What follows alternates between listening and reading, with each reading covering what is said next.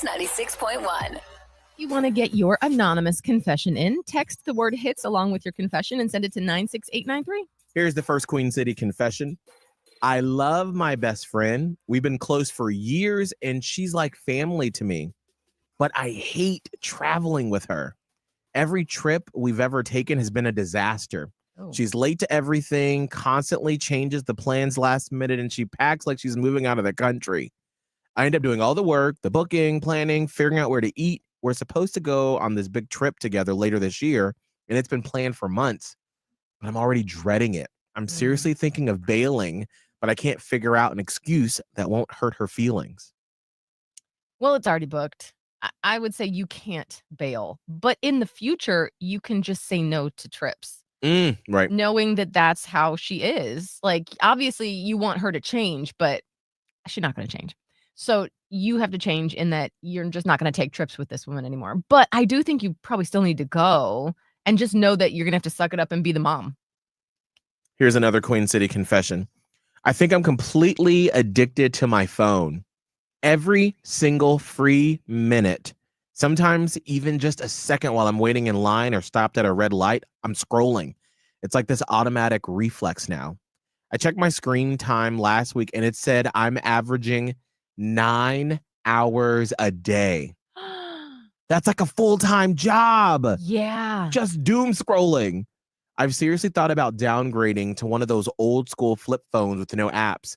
But then I get stressed thinking about how I'd survive without Google Maps or group text.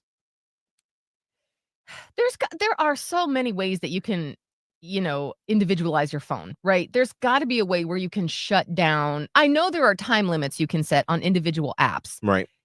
Act like the parent in you is parenting the child in you. So like the higher thinking you is like, okay, we are only going to spend 20 minutes on TikTok. And then set the timer and then know that like, no parent or no boss is going to come and yell at you if you were to break that. But like, that is an addiction and it's not good for your brain. I've had a couple of friends recently. One of them deleted like Instagram off their phone. So it still kept their account together, but they just didn't have access to it on their phone for a couple of weeks. One friend, they bought like an old fashioned alarm clock for their room. And now they charge their phone in the living room. So it's not by their bedside. And another friend of mine, and I had to look it up real quick. It's called Brick, where it's like an app and it's a physical device that you have to carry around with you.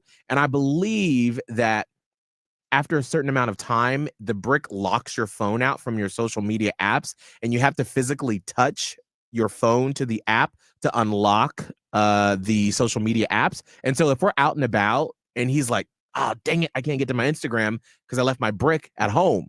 So there are lots of tools to help you with your social media addiction because it is serious. Like I've noticed myself slipping into it more lately. It's a lot, especially when you're trying to like keep up with everything going on. Human beings were not meant to read this much news in one day, period. Here's the last Queen City confession. My father-in-law is hot. Oh, okay, daddy. Like George Clooney hot.